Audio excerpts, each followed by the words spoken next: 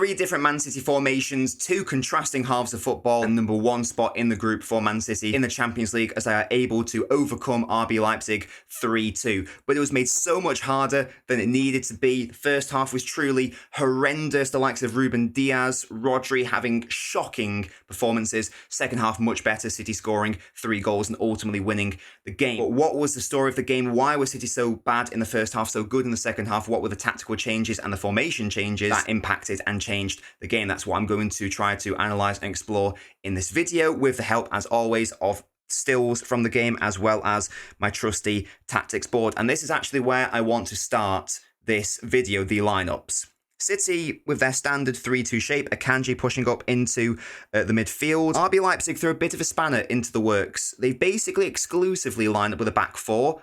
They came to the Etihad and rocked up to the Etihad with a back 5. And we can have a look at that back 5 here in action. This is just at 2 minutes into the game. You can see quite clearly that is that back 5 there. Pep was not expecting that. He admitted as such in his post-match interview. I noticed it as early as 8 minutes in. We've gone from this shape where Walker's the right centre-half. Akanji is the one going up into midfield. Akanji over here now at right centre-half. So there is the back 3.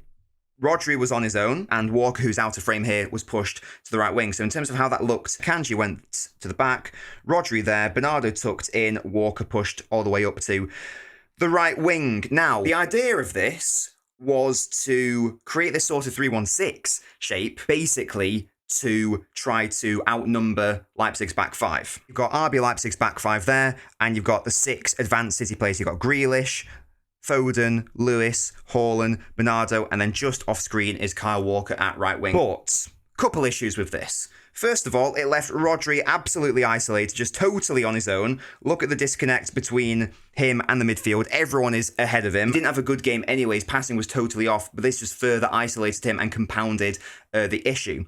The other issue is to do with the Kyle Walker situation. Now, in my previous video, and if you've been following the channel on my watch-alongs, then you'll know there is a big issue in terms of our right-hand side and the amount of attacks that we can create. Kyle Walker, as much as I love him, is a big reason for that. And popping him into right wing creates both an offensive and defensive problem for Manchester City. Let's think about how Pep creates that 3-2 shape. There are 3 ways in which he's done it in the past. Either put a centre-half into the midfield, he either gets a full-back into the midfield, or we've seen Kyle Walker go to the right wing and then the midfielder normally drops alongside Rodri. Now, the best way to do this is to get the centre-half pushing forward. So, for example, if we have Stones in the back 4, best option is that. When Stones would do it at right back, it's absolutely fine in theory. However, it's much safer and better to do it to go from centre-half to central midfield because it is less complicated to get the defensive shape when you are in a transitional moment, when you are suffering from a counter-attacking situation.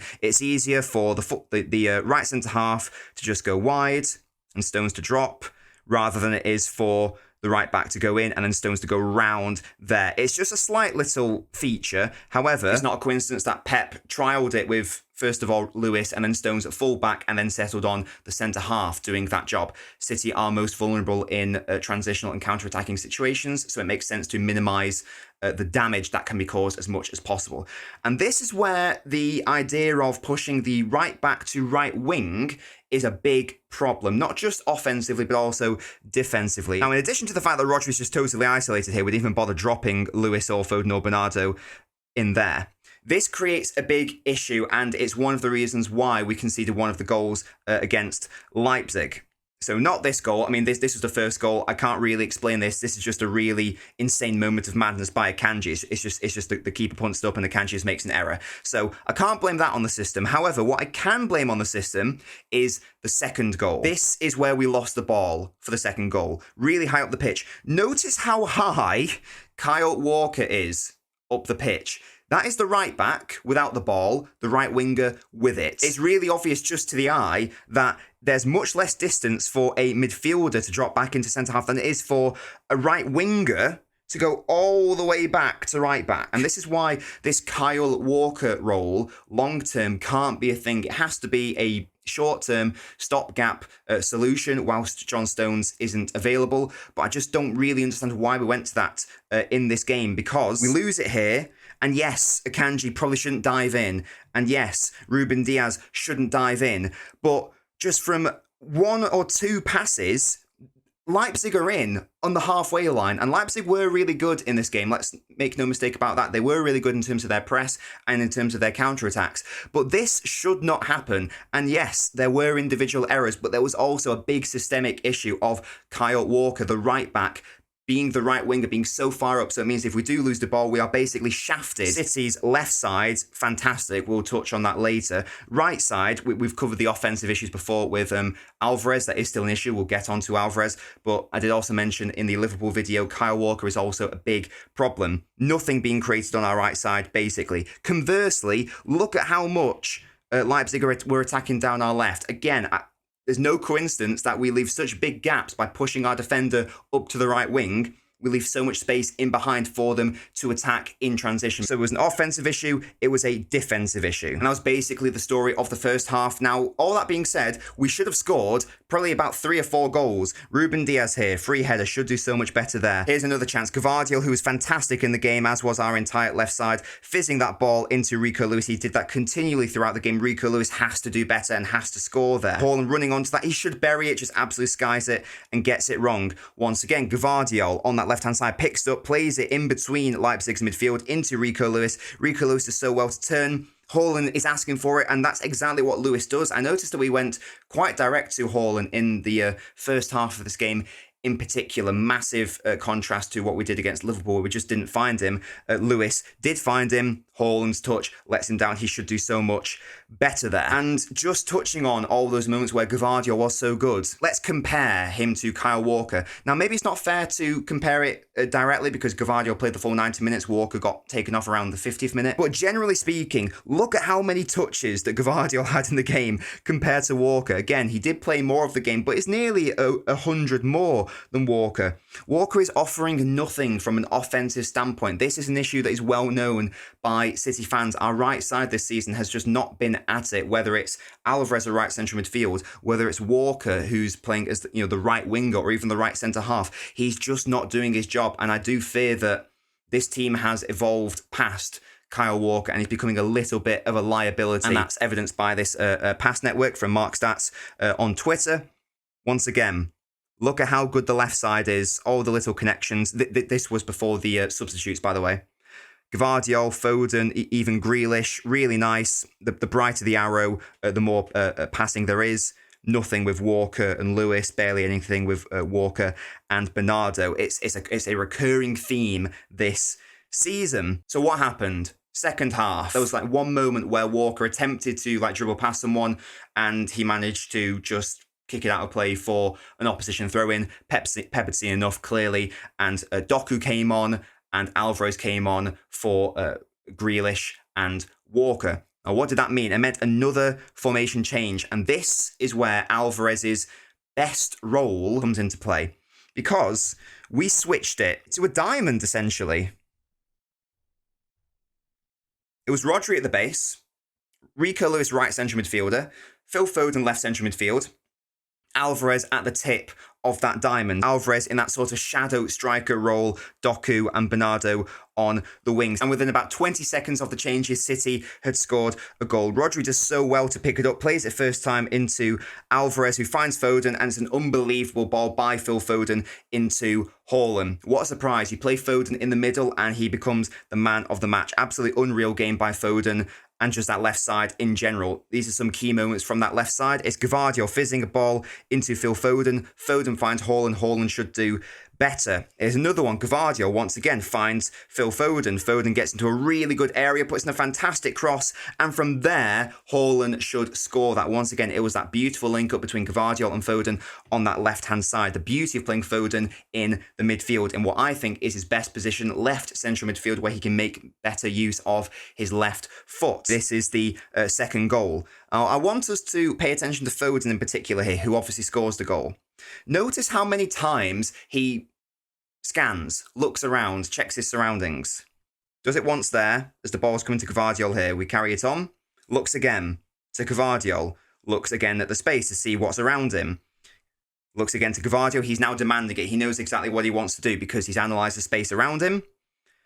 checks one more time before Gvardiol fizzes it into him to again check his surroundings. This is so intelligent from Foden. Once again, he's still asking for it, still wants it. This is where he receives it, and he knows, because he scanned about 4 or 5 times before receiving the ball, he knows exactly what's going on around him, so he doesn't even really need to think about what he's going to do next. He already knows what he's going to do next. His first touch is unbelievable with the right foot. The second touch, I think, is even better with the left foot to take himself away from the defender, and then the finish. Unreal bit of play by Man City. And this is a lovely little graphic by FTBLNL on Twitter. Make sure to go give him a follow. He's really good. Foden's pass map in the game, you can just see all that progression, all that ball carrying, all that activity down that left side of the pitch for Manchester City. He was absolutely ridiculous in the game against Leipzig, as was Rico Lewis, by the way. Shout out to him. When it came to the formation, he did sometimes drop alongside Rodri to help him out a bit in midfield, but primarily he was on that right side of that diamond. It's a fantastic ball by Lewis into Doku. Again, Doku adding a bit more excitement and impact into the game. Doku finds Foden. His first touch again is fantastic, and his cross, granted it's deflected, but it does fall to Julian Alvarez. And just on Alvarez, if you want to get Alvarez involved in the game, you can't play him at right central midfield in the 3-2-2-3 shape. He's wasted, and he can't really offer anything, because as we've discussed in the past, if you ask him to, get more involved in like the build-up play, that's not really his game. You need him to be not only further up the pitch, but also you need to be giving him the correct role. It's a positional question and a role question. He needs to be in the right position, i.e. shadow striker. Basically, you think of sort of floating in and around Haaland, so he can make those dangerous runs, rather than asking him to drop deep and try to get involved in the passing play. Allow him to just make those runs and be direct and push the opposition back. When you give him more freedom and license to just run at the opposition, he's fantastic at that. He picks up the ball here, he plays it into Rico Lewis, he plays a first-time ball, doesn't quite work out, but that was just one instance and one example of the danger that Alvarez can pose if he's used correctly in the game. And that's the story of the game. That's how City overcame RB Leipzig in the end. Should also have noted that Ruben Diaz was shocking in that first half. Nathan Ake coming on in the second half made us more defensively solid. Generally, we really eased out those defensive errors, so Ake was maybe even more important than Doku and Alvarez in respect of the substitutions, but it was more the formation setup changes than personnel, I think, which really made the difference in this game. And I think the diamond formation in particular changed the game. It got rid of all those issues on the right-hand side. You actually have Bernardo Silva on the right rather than Kyle Walker. And again, it's a shame for Walker, but it's not a coincidence that 20 seconds after he was taken off the pitch, City just looked so much better. So long-term, City are going to have to come up with a replacement for Walker who can better play the right-back, right centre-half position to the level that we saw Gvardiol play in this game, where he was just creating chance after chance on that left side. Thank you guys so much for watching. If you liked the video, please leave a like on the video. If you want to go the extra mile, then you can become a YouTube member or one of my Patreon supporters. But liking is free, so if you could leave a like, that would be fantastic. There will be a Spurs analysis video coming up next. If you guys are still enjoying this series, let me know in the comments if you are. I'll see you guys next time.